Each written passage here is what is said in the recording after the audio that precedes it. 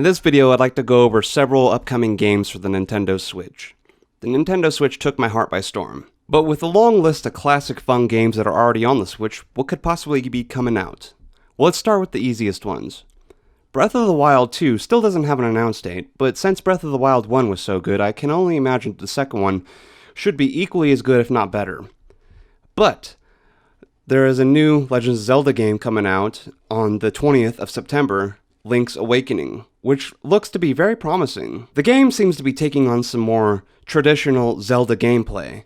That'd be dungeon crawling and puzzle solving, which is really only the flaws that came out of Breath of the Wild. Breath of the Wild seemed to not have as many of those gameplay features. I really do enjoy solving Zelda puzzles. The next game, Resident Evil 5, releases on October 20th.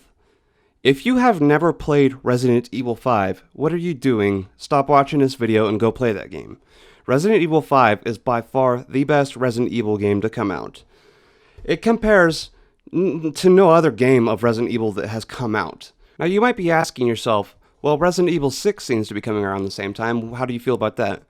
I think that might be the worst Resident Evil game to come out, and Resident Evil has some pretty bad moments in it. That game was so bad that if it comes out as a twin pack, you can't buy Resident Evil 5 without buying Resident Evil 6.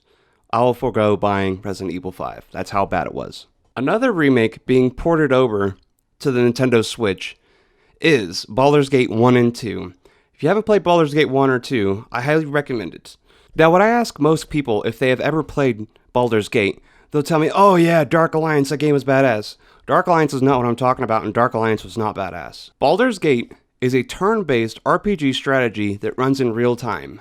You begin the game by customizing your race and class, and then going on into the game, customizing your party. These games are not going to look great. In fact, they are going to look like they run off Windows 98. But I'm not really here playing video games for graphics. I like gameplay.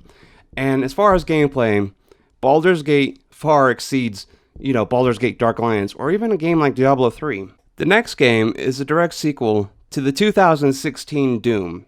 Doom Eternal releases on November 22nd. And I still play the 2016 Doom all the time, especially in portable mode. That game is super addictive. And I can't expect the new one to be anything but even better. Doom Eternal is a super easy one to guess, though. Everyone wants Doom Eternal.